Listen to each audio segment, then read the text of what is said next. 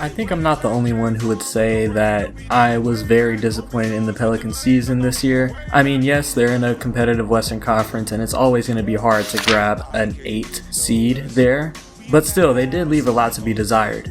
Quick synopsis of their season: Zion was insane, continuing off of his rookie showing. The defensive woes that hampered this team last year still lingered this season, and the thing is that they acquired veterans via offseason trades to address those holes, but those veterans still left a bit to be desired. And also there was a headline about a disconnect between new coach Stan Van Gundy and the players in the locker room.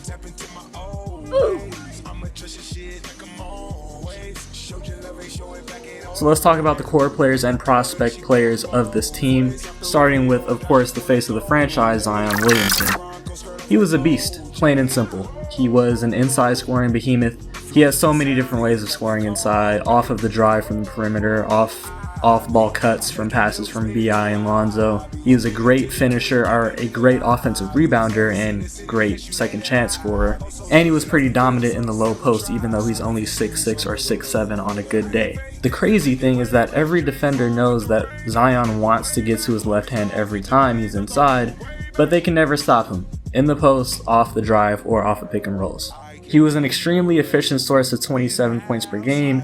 Even with that being said, there are still some areas for him to improve on the offensive end. His 3-point shot still could use some improvement. He was shooting it quite a bit early in the season, but he kind of gravitated away from it as the season went on and really just focused on scoring inside.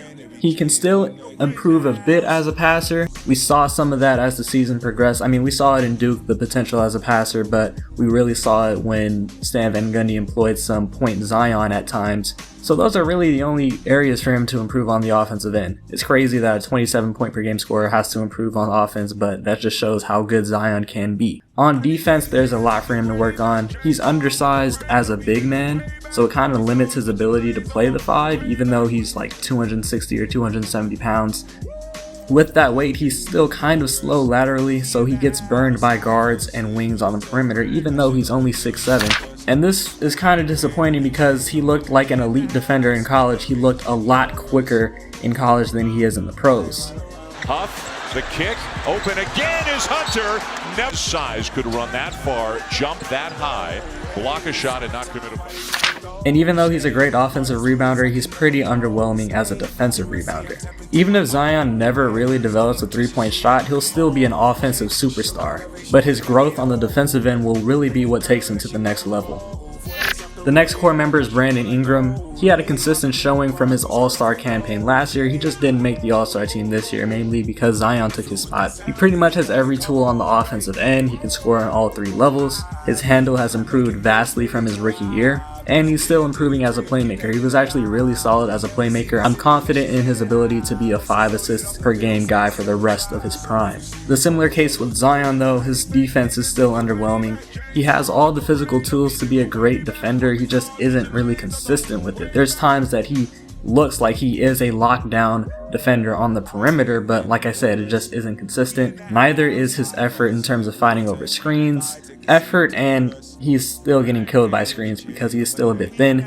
I'm starting to think that maybe him and Zion carrying a high offensive workload, they're the really 2 only guys on the team that could get their own shot consistently on the offensive end. That might have taken a toll on them this season, and they probably feel the need to take a rest on defense. I mean, maybe that's a thing, but still, if these 2 want to reach the next level of superstardom as 2-way superstars, they're both going to have to kick it up on the defensive end. Next guy to talk about is Lonzo Ball. He overcame early season shooting struggles. He was really shooting horribly from 3. But he improved as the season went on to have a good 3-point percentage on a high clip. He's still a good playmaker in the half court and a much better playmaker in transition. He's a good on-ball defender. He's the team's best on-ball defender. The thing is though, is that I don't think his shot creation will ever really take off for him to be an efficient 17 point per game guy, which is kind of what this Pelicans team needs from Lonzo. Somebody to be the 3rd scoring option, an efficient source of 17 points per game behind Zion and Ingram. I just don't think he'll ever really hit that. The main reasons being because he isn't proficient at all in the mid-range, doesn't really look comfortable from there, nor is he aggressive at getting to the rim.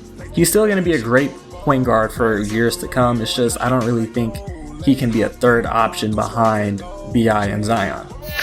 As for Steven Adams, the Pelicans were hoping for a big defensive impact when they acquired him, which just wasn't the case this season.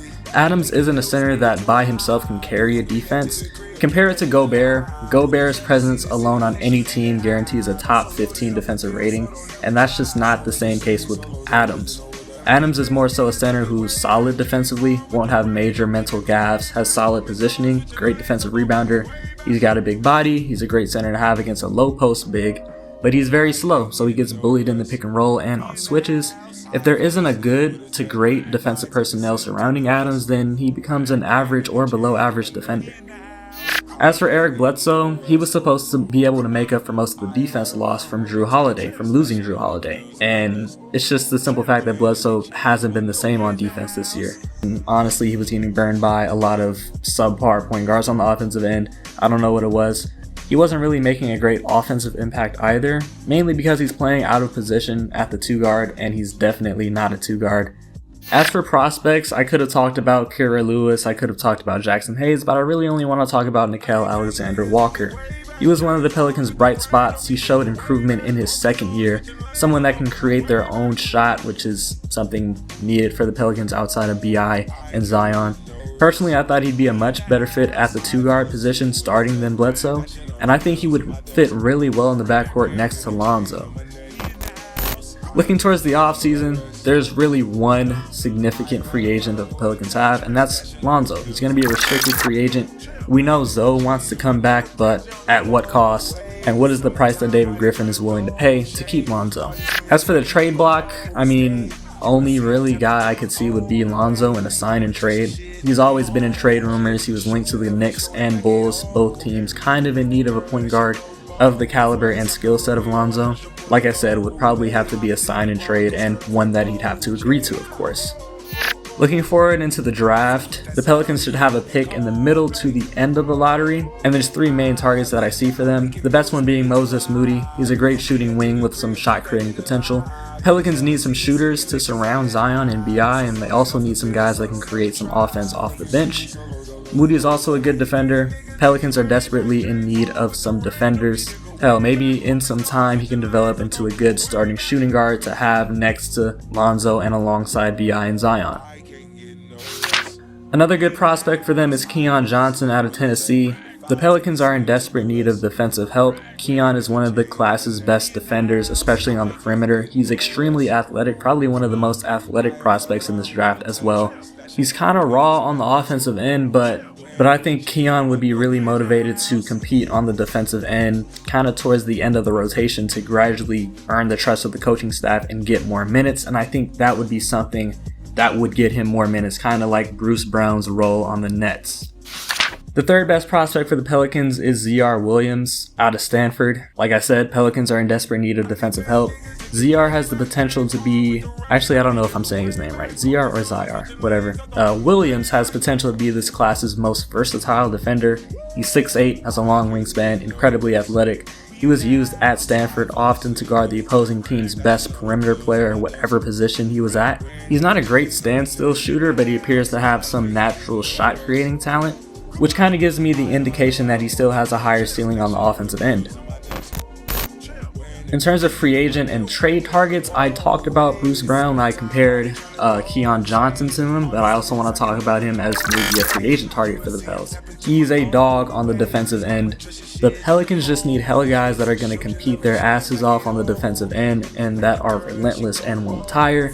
Bruce Brown definitely has that reputation, and we see how essential his defense has been for the Brooklyn Nets in the regular season and in this playoffs. In terms of a major trade that the Pelicans can make, I'm thinking maybe Malcolm Brogdon.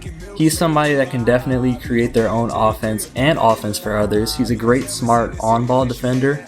If the Pacers are looking to get a bit younger, a couple of draft picks from New Orleans might seem very enticing. I think Brogdon would be a fantastic shooting guard to have next to Lonzo. That would be a great defensive backcourt and a great playmaking backcourt as well. A hypothetical trade would probably be Eric Bledsoe for contracts, Kira Lewis as another young prospect to add, probably one of New Orleans' future firsts, and maybe 2 of Milwaukee's pick swaps that the Pelicans got in the Drew Holiday trade, it would have to probably be something like that.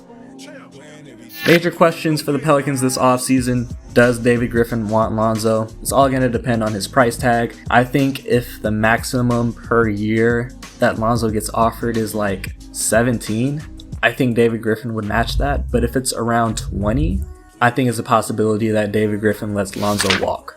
Will David Griffin try and offload Adams or Bledsoe, or maybe both? He's paying a lot of money for two vets who very much underperformed. Each of them are making $20 million per year for the next 3 or 4 years, so that's kind of a steep price tag for both of their production. Will Zion and BI make defensive improvements this offseason? They're one of the league's highest scoring duos and are both improving as playmakers. Defense will be what raises their respective ceilings as players and this team's ceiling as a whole. The direction for the Pelicans is definitely buying. They've been lottery bound for the past 2 years, I believe. They already have two of the best offensive weapons, young offensive weapons in the league on the same team.